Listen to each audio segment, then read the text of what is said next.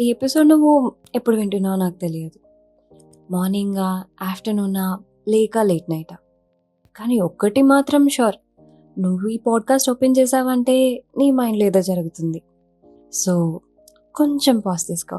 మనం స్లోగా మాట్లాడుకుందాం.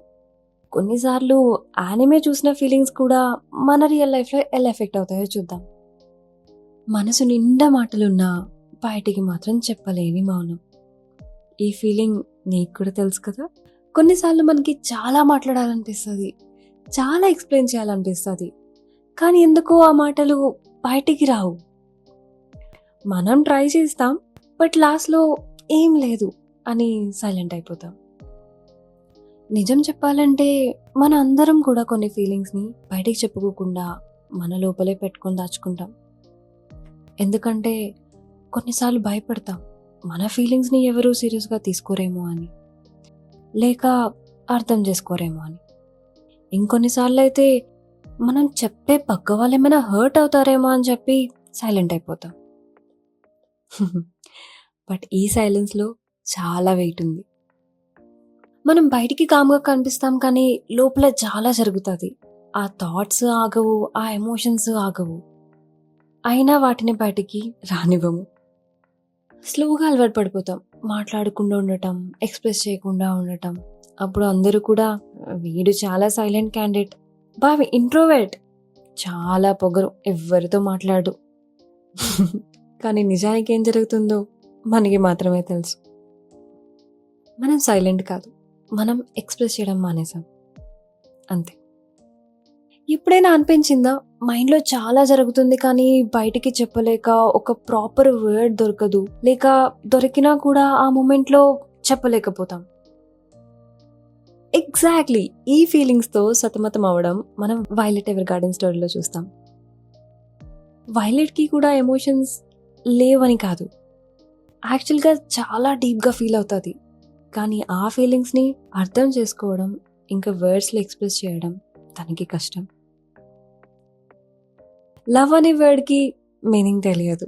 కానీ ఆ ఎమోషన్‌ని మాత్రం ఫీల్ అవుతుంది. మనం కూడా కొన్నిసార్లు అలానే ఉంటాం. మనకి ఫీలింగ్స్ ఉంటాయి. కానీ అవి ఏంటి అని క్లారిటీ ఉండదు. బాధపడుతున్నామా? కన్‌ఫ్యూజనా? హర్ట్ అవుతున్నామా?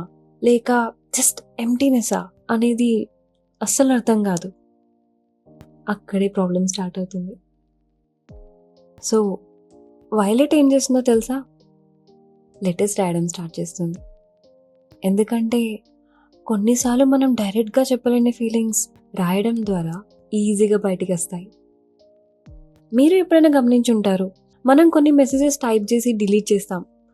కొన్ని నోట్స్‌లో సేవ్ చేసి ఎవరికీ పంపము. కొన్ని ఫీలింగ్స్‌ని జస్ట్ మన మైండ్‌లో రిపీట్ చేస్తూ ఉంటాం. అవన్నీ మన రియల్ ఎమోషన్స్. నాకైతే ఒక మంచి సాంగ్ గుర్తొస్తుంది. మనసున ఉన్నది చెప్పాలనున్నది మాటలు రావేలా.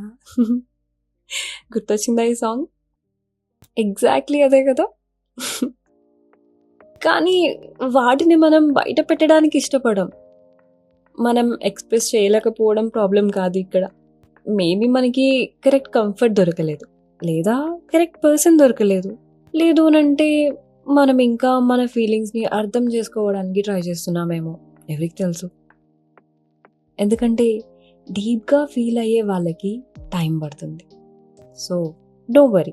ఇమ్మీడియేట్‌గా మాట్లాడలేకపోవచ్చు.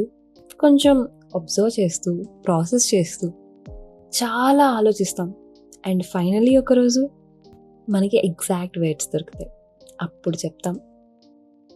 అండ్ ఆ వర్డ్స్ చాలా సింపుల్‌గా ఉంటాయి. కానీ చాలా డీప్‌గా కూడా ఉంటాయి.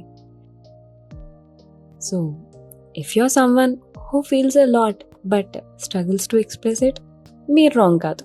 So, don't worry. మీరు వీక్ కూడా కాదు.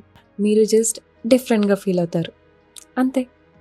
అండ్ అది అబ్సల్యూట్‌లీ ఓకే. మీరిప్పుడు చెప్పలేని మాటలు, ఇప్పుడు బయటికి రాలేని ఫీలింగ్స్, అవి పర్మనెంట్‌గా సైలెంట్‌గా ఉండవు. ఏదో ఒక రోజు, ఏదో ఒక రైట్ మూమెంట్‌లో కరెక్ట్‌గా బయటికొస్తాయి. అండ్ మేబీ ఒక పర్సన్ ముందైనా కావచ్చు. లేదు అంటే ఒక ప్లేస్‌లో కూడా. Just sitting by your self and talking to your self, అది కూడా ఎక్స్ప్రెస్ చేయడమే.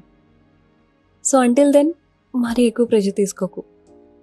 ప్రతి ఫీలింగ్ని ఎక్స్ప్రెస్ చేయాలని లేదు, ప్రతి థాట్ని షేర్ చేయాలని లేదు.